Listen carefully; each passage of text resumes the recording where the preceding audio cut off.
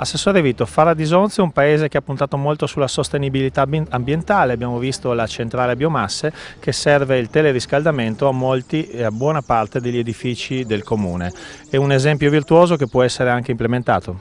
Ma diciamo che è proprio un esempio, è la dimostrazione che anche il pubblico, se ci crede, se effettivamente vuole perseguire determinati obiettivi con costanza, con interesse, può ottenere degli ottimi risultati.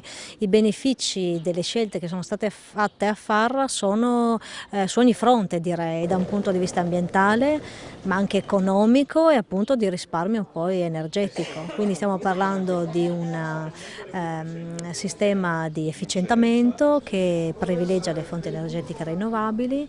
C'è questa centrale a biomassa che sostanzialmente utilizza chiaramente prodotti da filiera corta, quindi stiamo parlando di un discorso proprio quasi di autosostenibilità anche dell'approvvigionamento per far funzionare questa piccola centrale a biomasse, che però ha delle buone potenzialità perché di fatto fornisce acqua calda attraverso la rete di teleriscaldamento a tutta una serie di edifici pubblici.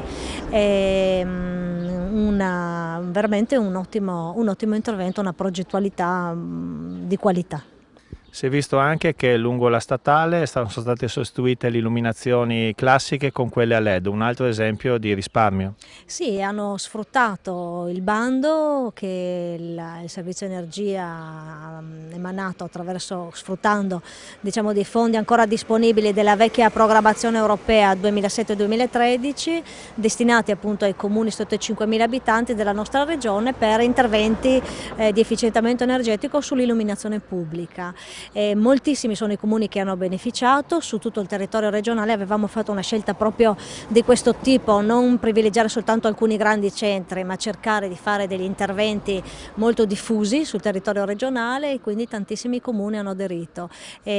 Farra è stato uno di questi, tra l'altro ha appunto beneficiato di questo primo bando e adesso ha partecipato anche a una seconda selezione e gli interventi, i risultati si vedono, la sostituzione a LED